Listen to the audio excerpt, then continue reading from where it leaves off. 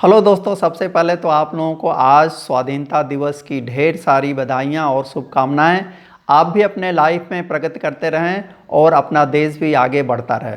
आज इस अवसर पर एक छोटा सा वीडियो मैं बनाने जा रहा हूँ इस प्रश्न को लेकर के कि आखिर आपको क्या लगता है कि ट्रंप यानी कि अमेरिका 50% टैरिफ लगाया है, तो उसके पीछे क्या कारण है। यदि हम यह सवाल डोनाल्ड ट्रंप से पूछे तो डोनाल्ड ट्रंप का आंसर होगा या अमेरिका का आंसर होगा कि भारत रसिया से क्रूड ऑयल खरीद करके एक प्रकार से यूक्रेन वार में फंडिंग कर रहा है, रसिया को हेल्प कर रहा है। लेकिन यदि यही आधार है तो फिर तो चाइना के ऊपर भारत की तुलना में ज़्यादा टैरिफ लगना चाहिए था। क्यों? क्योंकि जैसे कोयला सेक्टर को हम ले लें तो चीन अपनी ज़रूरतों का 44% जो कोयला है वह रसिया से लेता है, जबकि भारत अपनी ज़रूरतों का केवल 19% कोयला जो है रसिया से मंगाता है। क्रूड ऑयल जो सबसे बड़ा आरोप है ट्रंप का, वहाँ हम देखें तो चाइना अपनी ज़रूरतों का 47% क्रूड ऑयल वह रसिया से मंगाता है और भारत यानी कि हम लोग केवल 38% मंगाते हैं।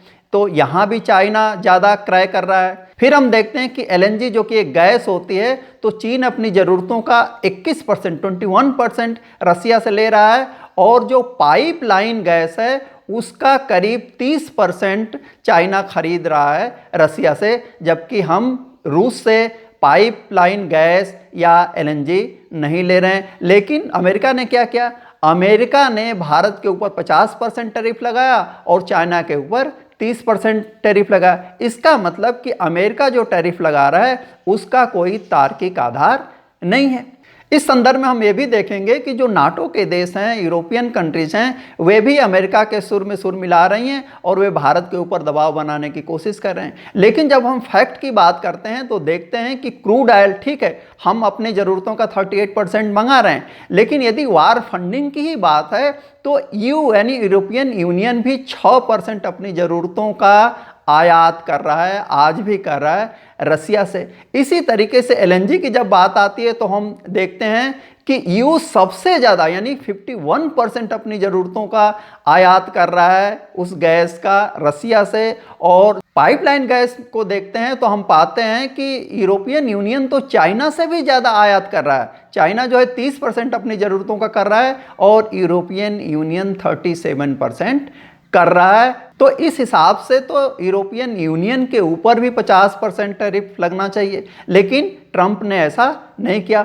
लेकिन सबसे इंटरेस्टिंग और सबसे कंट्राडिक्टरी बात यह है कि अमेरिका भारत के ऊपर तो इस बात का आरोप लगा रहा है कि वह क्रूड ऑयल खरीद करके फंडिंग कर रहा है यूक्रेन वार में, रसिया को हेल्प कर रहा है, लेकिन स्वयं अमेरिका वहां से यूरेनियम हेक्साफ्लोराइड और पोटास और यूरिया को परचेज कर रहा है। इसका मतलब यह हुआ कि यदि हम ट्रंप के लॉजिक को अमेरिका पर लागू करें तो यदि अमेरिका यह कह रहा है कि भारत क्रूड ऑयल खरीद करके यूक्रेन वार में फंडिंग कर रहा है रसिया के लिए, तो अमेरिका भी तो अपनी एनर्जी और उर्वरक की ज़रूरतें पूरा करने के लिए जो आयात कर रहा है रसिया से, वह भी तो यूक्रेन वार में फंडिंग माना जाएगा। लेकिन होता क्या है ना, तुलसीदास ने एक बहुत अच्छी बात कही है कि समर्थ को नहीं दोष गोसाएं। तो अमेरिका सबसे समर्थवान है, तो जिस पर जैसी इच्छा है उसी इच्छा के अनुसार वह टैरिफ की रेट निर्धारित कर रहा है। इसका अर्थ ये हुआ कि अमेरिकी प्रशासन के द्वारा, ट्रंप प्रशासन के द्वारा भारत पर जो आरोप लगाया जा रहा है वह सही नहीं है। क्यों? क्योंकि आयात आज भी यूरोपियन यूनियन और अमेरिका रसिया से कर रहे हैं। तो फिर सवाल ये उत्पन्न होता है कि अमेरिका आखिर भारत से क्यों नाराज है। तो मेरे हिसाब से इसके 3 कारण हैं।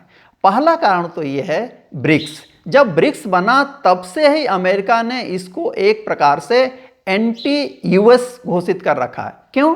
क्योंकि ब्रिक्स देशों का, जिसमें चाइना भी है, रसिया भी है, इंडिया भी है, ब्राज़ील है और संस्थापक देशों में साउथ अफ्रीका भी है, इनकी कोशिश ये है कि एक नई मुद्रा प्रणाली विकसित की जाए जो ब्रिक्स देशों में काम करेगी। इसको अमेरिका और ट्रंप प्रशासन इस रूप में देखते हैं कि यह जो प्रयास है वह डॉलर की जो हेजेमनी है उसको चैलेंज करने का है, तो इस कारण से नाराज हैं। दूसरा कारण यह है कि अमेरिका यह चाहता है कि भारत अपने कृषि यानी एग्रीकल्चर और डेयरी क्षेत्र को अमेरिका के लिए खोल दे और भारत इसके लिए कतई तैयार नहीं है, क्योंकि इससे हमारा जो प्रोडक्ट है और स्पेशली जो एग्रीकल्चर सेक्टर है वह बर्बाद हो जाएगा, हमारे किसान बर्बाद हो जाएंगे। लेकिन तीसरा और सबसे रिसेंट जो कारण है वह है ऑपरेशन सिंदूर। दुनिया अब जान चुकी है कि जो सीज फायर हुआ था वह हुआ था पाकिस्तान के निवेदन पर हुआ था और भारत ने उसको एक्सेप्ट किया। लेकिन ट्रंप साहब को पीस का नोबेल प्राइज लेना है, तो उन्होंने क्रेडिट लेने की कोशिश की और घोषित कर दिया कि नहीं, हमने सीज फायर कराया है, और इसको भारत ने क्या किया, इनकार कर दिया। और यह बात शायद बहुत नागवार गुजरी ट्रंप साहब को। उनको लगता था कि मोदी साहब हमारे फ्रेंड हैं, भारत हमारा फ्रेंड है, तो वह हमारे इस दावे को एक्सेप्ट करेगा। वे 20 बार कह चुके हैं कि सीज फायर हमने कराया, और हम 30 बार कह चुके हैं कि सीज फायर में किसी भी तीसरे देश का कोई हस्तक्षेप नहीं है, क्योंकि भारत एक संप्रभु राष्ट्र है और अपनी नीतियां वह स्वयं निर्धारित करता है। तो इन 3 बातों को लेकर के ट्रंप साहब बहुत नाराज हैं। बाकी रही बात फंडिंग की, तो आपने देखा कि न केवल चाइना हमसे ज़्यादा आयात कर रहा है रसिया से, बल्कि EU यानी कि यूरोपियन यूनियन भी कर रहा है, और सबको छोड़ दीजिए स्वयं अमेरिका भी आयात कर रहा है। तो उस हिसाब से तो अमेरिका खुद भी फंडिंग कर रहा है। तो हकीकत कुछ दूसरी है और ट्रंप इसको दूसरे रूप में पेश करना चाहते हैं। तो एक बार पुनः आपको ढेर सारी शुभकामनाएं और बधाई स्वतंत्रता दिवस की। देखते रहिए, पढ़ते रहिए। Thank you very much.